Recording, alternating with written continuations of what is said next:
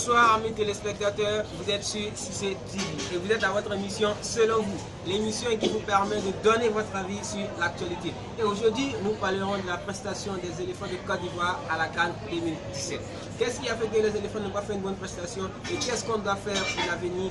Nous vous avons donné notre micro et vous vous êtes exprimés ensemble suivant ce micro-trottoir.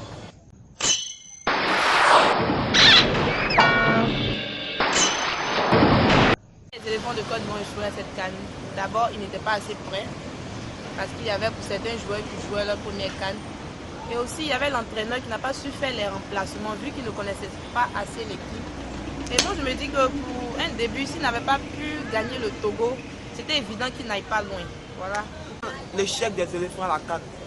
Bon, on constate que ce classement, bon, avec le nouveau entraîneur, le nouveau coaching qu'il a mis en place pendant cette CAN-là était très nul. Nos éléphants c'était très lourd sur le terrain. On ne savait pas ce qui s'est passé. Ce sont des personnes en Europe qui jouent au foot, mais arrivés au pays, on ne sait pas qu'est-ce qui ne va pas. Ce sont des joueurs, on ne sait pas s'ils n'ont pas l'expérience du football, s'ils n'ont jamais su jouer au foot complètement. Bon, c'était très nul. Avec un mauvais coaching, on constate que l'entraîneur même ne connaît pas l'équipe. On pourrait garder notre... Je n'ai pas suivi la CAN 2017 et puis le foot même, j'aime pas tout. C'est un truc que j'aime pas. Moi, ce qui est à la base de l'échec des éléphants, c'est que les sélectionneurs sont allés chercher à l'extérieur ceux qui n'ont pas l'habitude de jouer ensemble. C'est-à-dire, quand tu prends Wilfried Zaha avec, comment dirais-je, Kalou, c'est-à-dire que ce n'est pas les entraînements, ils ne se connaissent pas réellement. Les éléphants, moi je pense que ces joueurs-là n'étaient pas encore prêts physiquement et mentalement. Il n'y avait aucune stratégie de jeu émise par l'entraîneur. Ces joueurs-là n'étaient pas encore prêts et ces joueurs-là jouaient dans le vide. De l'équipe nationale, ça a été un peu l'inexpérience des joueurs. Parce qu'il y a la génération un peu jeune et il y a eu vraiment une certaine fébrilité de leur côté. Il y a eu vraiment une certaine immaturité de leur côté.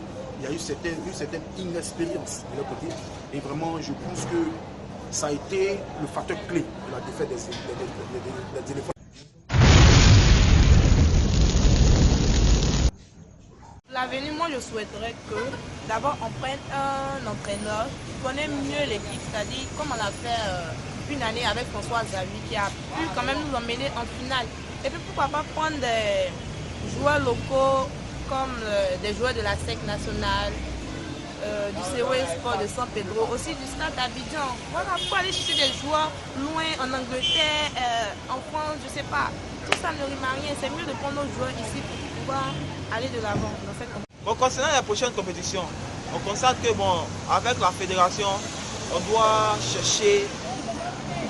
prendre un coach qui au moins connaît l'effectif, qui sait ce qu'il va apporter aux Ivoiriens, qui nous comprend, qui comprend ces joueurs qui sont sur le terrain là. Un coach même venant même de cette terre, au lieu d'aller chercher des coachs en Europe, patati patata.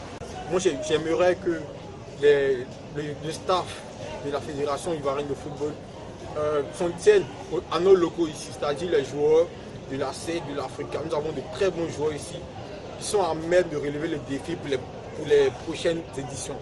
Donc, ils ne seraient pas primés de partir chercher des joueurs qui sont déjà dans les nations de l'Europe. Bien que ces éléphants-là doivent jouer ensemble pourvu d'améliorer leur performance en tant que collectif et individuel. Et aussi avoir un entraîneur de bonne qualité pour pouvoir émettre des stratégies de jeu comme on l'avait ressenti auparavant à la dernière CAN. Et bien voilà, c'est la fin de cette émission. Merci à tous et à toutes de nous avoir suivis. Rendez-vous la semaine prochaine, même heure, même chaîne. Au revoir.